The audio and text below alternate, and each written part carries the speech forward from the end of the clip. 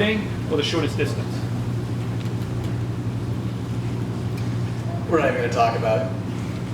I think it's too complicated, especially this race is chaotic, and for maybe if you're Nico Young and you up there pushing the front, you can see what you're doing and pick a path. But for most of us, most of these athletes, they're running in a group. It's hard to see what's coming up 15 meters from now, and trying to memorize that after two practice runs is kind of hard. So at the end of the day, there's probably not much difference one way or the other. Just get out and run. And honestly, we're just going to follow NAU. So whatever they do, we're doing.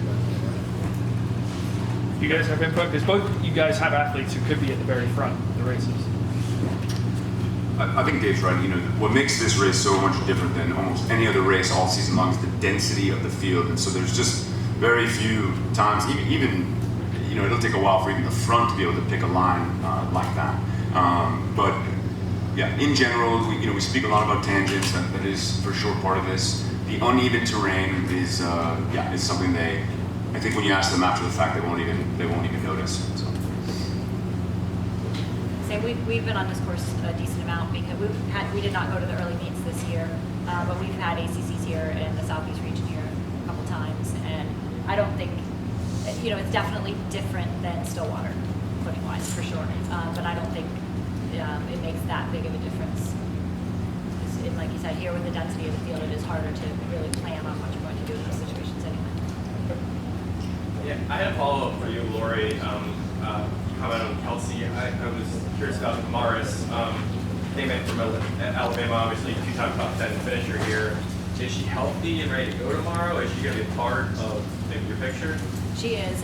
She's healthy. She had, I think a lot of coaches, it's tough in the summer. A lot of sports in the NCAA that are fall sports, they're on campus pretty early, and you have access to what's going on, and they have access to trainers, things like that. So she had a setback over the summer.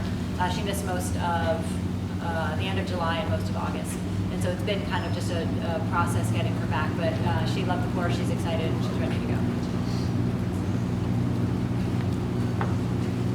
I would like to know what you studied. Yeah. We asked all the athletes what they studied. So, what did you guys study in college to become such great coaches? History. Wildlife biology. I got my PhD in pharmacology. English. First psychology, then education, and then my degrees in history, which all of those are helpful in the career path that I've chosen. Can I ask you a real question? Yeah, that was huge. Yeah.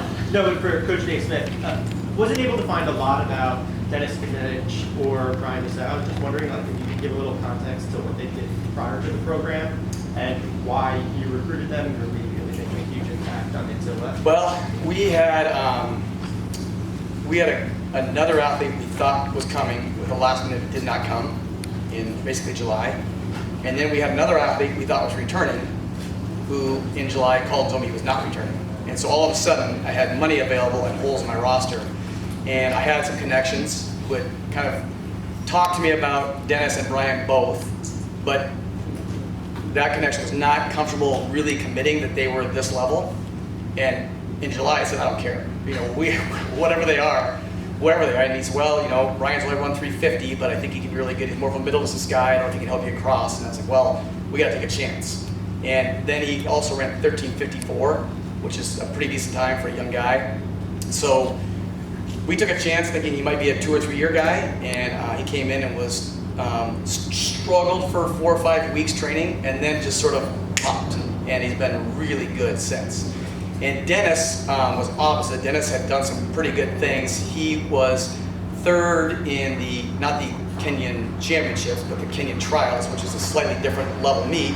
But he was third in the Kenyan Trials, so had some real credentials. His track times were good, not great, but definitely worth, if you're third in any race, national level race in Kenya, you're gonna be pretty good. So we took a chance we brought him as well, and interestingly, Brian's probably been a little more consistent than Dennis has. So, but they're both, I think, top 20 level athletes on the right day, and they've both shown that. They've also both shown that maybe they're not there. So it kind of depends on the day, I think. It's a hard adjustment when you are leaving a country and a culture and a family and a way of living. And Brian was more urban. He lived in a city. Dennis is not. And so I think Dennis hadn't used a computer before he got here. So there was a lot of adaptation and adjustment and just learning the way it was, like a deer in the headlights for a while. But he's catching on.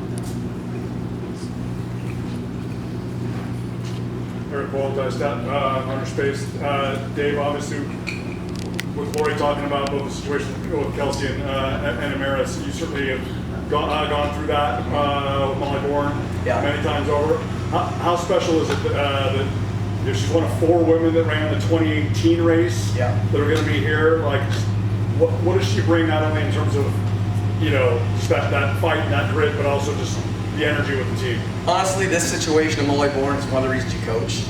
She has been, I might get a little emotional, she's been a fighter and just a gritty, never say die, no quit kid who's had injury after injury after injury. If she thinks about running, she gets injured. In fact, she missed 3.5 weeks in the middle of this season because she got hurt again. And there was, tears and frustration, and that's it. This is my last chance, and it's over for about a minute or 2. And then she said, I'm going to find a way. I will find a way. And here she is, and she's running incredibly. I mean, it's just, to me, it's just heartwarming to see a kid like that who's just, like I said, been gritty, never say die, keeps fighting, and here she is, and a chance to help us do something. We've had 1 trophy in our school's history. Last year we got 4th, and we're hoping to find a way back to the podium. And without her, there's no way. We're missing 2 or 3 already, and if we lose her, it's impossible. So to see her find a way to stay in shape for 3.5, 4 weeks while she had to take some time off and come back and run our conference meet, and just blew my mind at the conference meet. So yeah, really excited for her personally.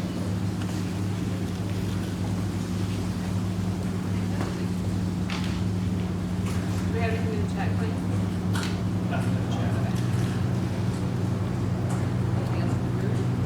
Coming up on time anyways. So thank you to